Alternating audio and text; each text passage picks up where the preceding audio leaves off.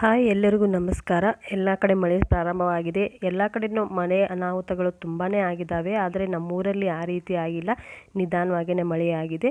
ಬನ್ನಿ ಇವತ್ತು ಬ್ರೇಕ್ಫಾಸ್ಟಿಗೆ ಅಂತ ಪುರಿ ಮಾಡಿದ್ವಿ. ಪುರಿ ಯಾವ ರೀತಿ ಮಾಡಿದ್ವಿ ಅಂದರೆ ಬಲೂನ್ ಥರ ಉಬ್ಕೊಂಡಿದ್ವು, ಎಣ್ಣೆನೂ ಜಾಸ್ತಿ ಹೀರ್ಕೊಳ್ಳೋದಿಲ್ಲ. ಆ ರೀತಿ ಪೂರಿ ಮಾಡ್ತೀವಿ ನಮ್ಮ ಮನೆಯಲ್ಲಿ ವಾರಕ್ಕೆ ಒಂದ್ಸರಿ ಆದರೂ.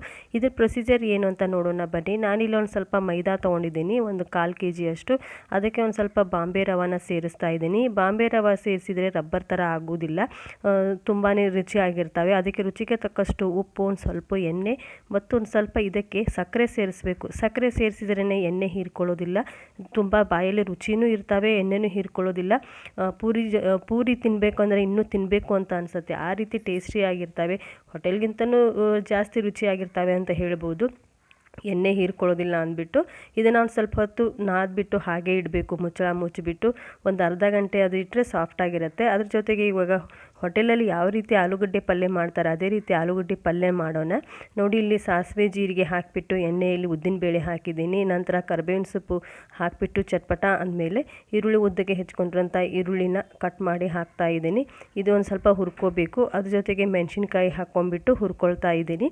ಹುರ್ಕೊಂಡ ನಂತರ ಇದಕ್ಕೆ ರುಚಿಗೆ ತಕ್ಕಷ್ಟು ಉಪ್ಪು ಮತ್ತು ಅರಿಶಿನ ಇಷ್ಟೇ ಹಾಕೋದು. ನಮ್ಮ ಮನೆಯಲ್ಲಿ ಜಾಸ್ತಿ ಮಸಾಲೆ ಬಳಸೋದಿಲ್ಲ, ಯಾಕಂದರೆ ಒಂದು ಸ್ವಲ್ಪ ಗ್ಯಾಸ್ಟ್ರಿಕ್ ಪ್ರಾಬ್ಲಮ್ ಆಗುತ್ತಲ್ಲ, ಹೀಗಾಗಿ ಬಳಸೋದಿಲ್ಲ. ನಂತರ ಆಲೂಗಡ್ಡೆನ ಕುದಿಸ್ಕೊಂಡ್ಬಿಟ್ಬಿಟ್ಟು ಮ್ಯಾಶ್ ಮಾಡಿರುವಂಥದ್ದನ್ನು ಹಾಕಿದ್ದೀನಿ. ಇದನ್ನು ಚೆನ್ನಾಗಿ ಮಿಕ್ಸ್ ಮಾಡ್ಕೋಬೇಕು. ಮಿಕ್ಸ್ ಮಾಡ್ಕೊಂಡ ನಂತರ ಇದನ್ನು ಬೇರೆ ಪಾತ್ರೆಯಲ್ಲಿ ತೆಗೆದಿಟ್ಕೊಳ್ಳೋಣ. ನೋಡಿ, ಆಲೂ ಪಲ್ಯ ಎಷ್ಟು ಚೆನ್ನಾಗಿ ಕಾಣ್ತಾ ಇದೆ ಅಂತ. ಮೇಲೆ ಕೊತ್ತಂಬರಿ ಸೊಪ್ಪನ್ನು ಹಾಕ್ತಾ ಇದ್ದೀನಿ. ಬನ್ನಿ ಇವಾಗ ಪೂರಿ ಮಾಡೋಣ. ನಾನಿಲ್ಲಿ ಪೂರಿ ಮಾಡೋದಕ್ಕೆ ನಮ್ಮ ಔಟ್ಸೈಡು ಕಟ್ಟಿಗೆ ಒಲೆಯಲ್ಲಿ ಹಿತ್ತಲಲ್ಲಿ ಬಂದುಬಿಟ್ಟು ಮಾಡ್ತಾಯಿದ್ದೀನಿ. ನೋಡಿ, ಮೊದಲು ನಾದ್ಕೊಂಡಿರೋಂಥ ಹಿಟ್ಟನ್ನು ಇನ್ನೂ ಸ್ವಲ್ಪ ನಾದ್ಬಿಟ್ಟು ಇದರಿಂದ ಸಣ್ಣ ಸಣ್ಣ ಉಂಡೆಗಳನ್ನು ಮಾಡ್ಕೋಬೇಕು. ನಮ್ಮ ಮನೆಯಲ್ಲಿ ಯಾವ ರೀತಿ ಪೂರಿಗಳ ಸೈಜಲ್ಲಿ ತಿಂತೀವಿ ಅದೇ ರೀತಿ ಉಳ್ಳಿಗಳನ್ನು ಹರ್ಕೊಳ್ತಾ ಇದ್ದೀನಿ. ನೋಡಿ, ಈ ಥರ ರೌಂಡ್ ಮಾಡ್ಕೊಂಡು ಇಟ್ಬಿಟ್ಟು ಹಿಟ್ಟು ಬೇಕಾದರೆ ಹಚ್ಕೋಬೋದು, ಇಲ್ಲಾಂದರೆ ಇಲ್ಲ.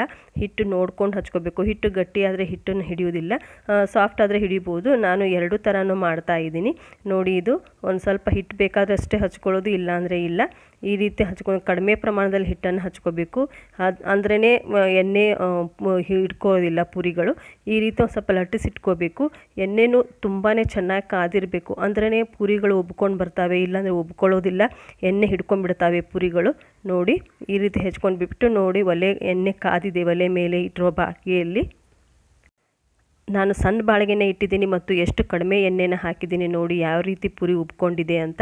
ಈ ರೀತಿ ಪೂರಿ ಉಬ್ಕೊಂಡ ನಂತರ ಟರ್ನ್ ಮಾಡಿಬಿಟ್ಟು ಆ ಕಡೆನೂ ಕರ್ಕೊಂಡ್ಬಿಟ್ಬಿಟ್ಟು ತಕ್ಕೋಬೇಕು.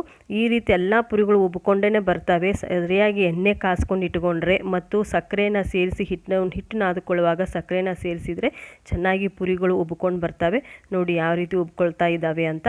ಲಟ್ಟಿಸ್ಕೊಂಡು ಇಟ್ಕೊಂಡ್ರೆ ಕರಿಯೋದಕ್ಕೆ ಈಸಿ ಆಗುತ್ತೆ, ಬೇಗ ಬೇಗನೆ ಕರೆದು ತಗೊಂಡು ಇಟ್ಕೋಬೋದು. ಲಟ್ಟಿಸಿಟ್ಕೊಂಡು ಇಟ್ರೇ ಈಸಿ, ತುಂಬ ಸರಳ ಆಗ್ಬೋದು. ನೋಡಿ ಯಾವ ರೀತಿ ಉಬ್ಕೊಂಡಿದ್ದಾವೆ ಪೂರಿಗಳು ಅಂತ. ಇದ್ರ ಜೊತೆ ಆಲೂ ಪಲ್ಯ ಹಚ್ಕೊಂಡು ಎಲ್ಲರೂ ಬ್ರೇಕ್ಫಾಸ್ಟ್ ಮಾಡಿದ್ವಿ ಇವತ್ತು ನಾವು ಬೆಳಿಗ್ಗೆ. ರೈತರ ಮನೆ ಅಂದಮೇಲೆ ಗೊಬ್ಬರ ಚೀಲಗಳನ್ನು ತರಿಸ್ತೀವಿ. ಆ ಚೀಲಗಳು ಹಾಗೆ ಉಳ್ಕೊಂಡು ಬಿಟ್ಟಿರ್ತವೆ. ಆದರೆ ಅದೇ ಚೀಲಗಳನ್ನು ನಮ್ಮ ಅತ್ತೆಯವರು ಉಪಯೋಗಿಸ್ಕೊಂಡು ಅದನ್ನು ಕಾಳುಗಳನ್ನು ಒಣಗಿಸ್ಕೊಳ್ಳೋದಕ್ಕೆ ಜೋಡಿಸ್ತಾ ಇದ್ದಾರೆ. ನೋಡಿ ಯಾವ ರೀತಿ ಜೋಡಿಸ್ತಾ ಇದ್ದಾರಂತೆ. ಒಂದೊಂದನೇ ಅವುಗಳ ಬುಡದಲ್ಲಿರೋ ಹೊಲೆಗಳನ್ನು ಬಿಚ್ಚಿಬಿಟ್ಟು ಒಂದೊಂದನೇ ಜೋಡಿಸ್ಕೊಂಡು ಅಗಲವಾಗಿ 8 ತಾಡ್ಪತ್ರೆ ಹಾಳೆ ಮತ್ತು 8 ಗೊಬ್ಬರ ಚೀಲಗಳ ತಾಡ್ಪತ್ರೆ ಅನ್ಬೋದು. ಇದನ್ನು ಕಾಳುಗಳ ಒಣಗಿಸ್ಕೊಳ್ಳಿಕ್ಕೆ ಈಸಿ ಆಗುತ್ತೆ. ಈಗ ರೆಡಿ ಮಾಡಿ ಇಟ್ಕೊಂಡ್ರೆ ಮುಂದೆ ಎಲ್ಲ ಬೆಳೆಗಳ ಬಂದಮೇಲೆ ಒಣಗಿಸ್ಲಿಕ್ಕೆ ಈಸಿ ಆಗುತ್ತೆ. ಹೀಗಾಗಿ ಈಗಾಗಲೇ ಹೊಲಿದು ರೆಡಿ ಮಾಡಿ ಇಟ್ಕೊಳ್ತಾ ಇದ್ದಾರೆ. ನೀವು ರೈತರ ಮನೆಯವರಾದರೆ ನಿಮಗೆ ಗೊತ್ತಾಗುತ್ತೆ. ಈ ವರ್ಷ ಮಳೆ ನಮ್ಮೂರಲ್ಲಿ ಕಡಿಮೆನೇ ಆಗಿದೆ ಅಂತ ಹೇಳ್ಬೋದು. ಹೆಚ್ಚಿಗೆನೂ ಆಗಿಲ್ಲ, ಕಡಿಮೆನೂ ಆಗಿಲ್ಲ, ಆ ರೀತಿ ಮಳೆ ಆಗಿದೆ.